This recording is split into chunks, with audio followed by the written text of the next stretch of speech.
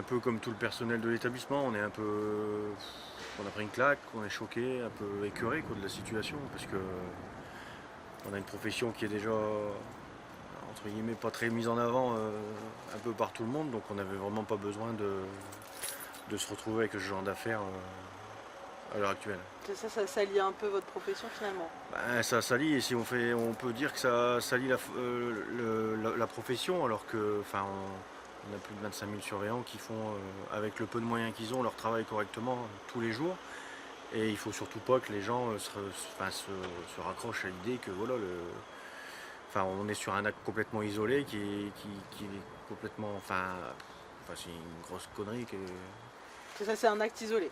Bah, complètement, ouais. Enfin, je veux dire, c'est tout sauf une pratique courante, hein. Enfin, je veux dire, voilà, c'est un acte isolé d'une personne qui était en formation dans l'administration pénitentiaire et qui va forcément pas y rester. Deux questions que ça soulève. D'abord, l'usage du téléphone. En prison, Ouais. c'est quelque chose de courant. Bah, c'est malheureusement courant. Au niveau de l'UFAP Une Seule Justice, on dénonce ça depuis des années. On avait demandé les brouilleurs sont vite devenus obsolètes, même si grâce au mouvement social du début d'année, on devrait en avoir de nouveaux.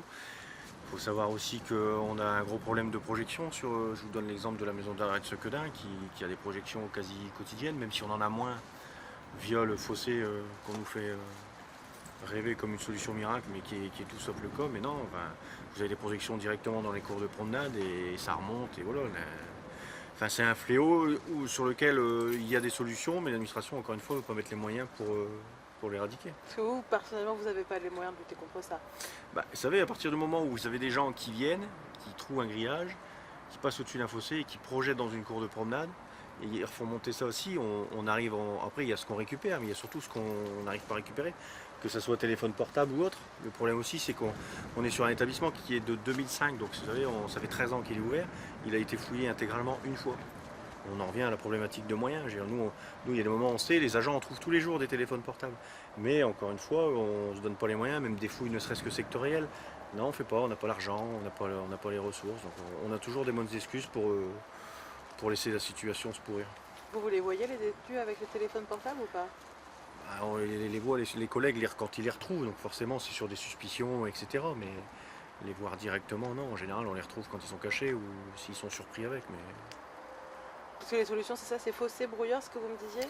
Bah, le fossé, il a été fait, mais bon, il a été fait de façon un peu anarchique par notre ancien directeur interrégional qui s'est un peu vu un peu le rôle de la situation, mais il se rend compte que finalement, même si l'administration ne veut pas l'avouer, le fossé, il a ralenti les projections, mais il y en a toujours. Vous savez, il suffit d'avoir 3 projections pour avoir 3 portables, donc tant qu'il y aura des projections, il y aura ce problème-là. Et voilà, on est toujours dans une histoire de moyens et on ne veut jamais se les donner. Dernière chose, autre question que pose cette histoire, c'est le recrutement. Vous parlez d'erreur de casting. Bah, je pense que c'est une erreur de casting et finalement on l'a vu finalement, enfin on la retrouve finalement assez tôt dans sa formation. Après on sait aussi que l'administration, enfin au niveau du personnel des surveillants de prison, on a énormément de mal à recruter et forcément je pense que on va parler du problème de recrutement, ce qui fait qu'on a, je pense, à baisser les notes assez bas. Mais même si là je vois pas forcément le lien avec la problématique qu'on a eue. Vous vous en doutiez, vous, ici? Enfin, ça Non, vous a surpris? surpris, on a été surpris parce que il nous a, enfin voilà, en plus on est sur un établissement, il nous est déjà arrivé pas mal de déboires autres comme évasion et compagnie, mais non, de cet ordre-là, non, ouais, franchement, on a tous pris une claque. Hein.